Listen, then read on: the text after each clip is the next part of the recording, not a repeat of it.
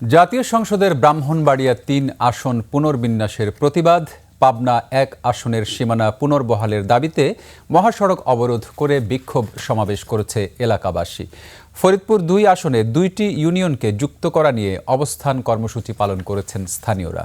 এদিকে বাগেরহাটের ৪টি সংসদীয় আসন থেকে কমিয়ে ৩টি করার প্রতিবাদে সংবাদ সম্মেলন করেছে সর্বদলীয় সম্মিলিত কমিটি। প্রতিনিধিদের তথ্যছবিতে ডেস্ক রিপোর্ট। আপনার প্রিয় কাপড়ের যত্নে এলো এনজাইম সমৃদ্ধ Arik silver wash detergent powder 500 গ্রাম মাত্র 70 টাকা। প্রিমার্ক।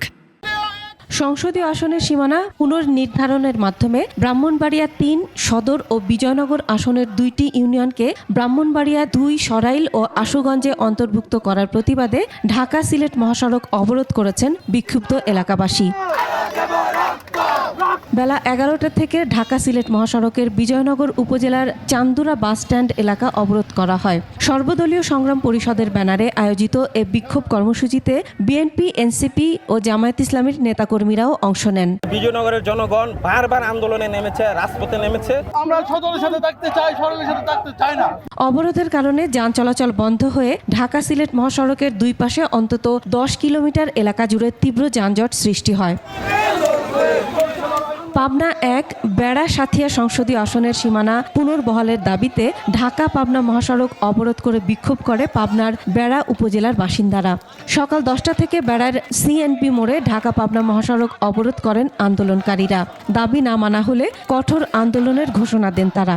বেড়া সাথিয়া যেমন এক ছিল, আমাদের দাবি আবার একই রকম থাকবে। আমরা সবাই ভাই ভাই, বেড়া সাথিয়া একক চাই।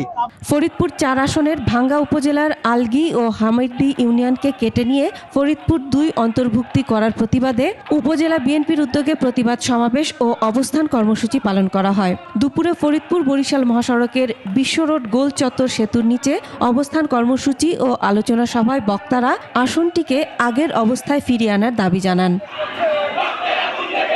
বাগেরহাটে ৪টি সংসদীয় আসনের মধ্যে একটি কমিয়ে জেলায় ৩টি সংসদীয় আসন করে সীমানা চূড়ান্ত করে গেজেট প্রকাশের প্রতিবাদ এবং 4টি আসন বহাল রাখার দাবিতে জরুরি সংবাদ সম্মেলন করেছে সর্বদলীয় সম্মিলিত কমিটি। সম্মেলন থেকে সপ্তাহব্যাপী হরতাল, অবরোধ, বিক্ষোভ মিছিল সহ সপ্তাহব্যাপী কর্মসূচি ঘোষণা করা হয়। সন্ধ্যা বাগেরহাট জেলা সদর সহ সকল। মাসুম আলিসা, ডেস্ক রিপোর্ট, ২১শে টেলিভিশন।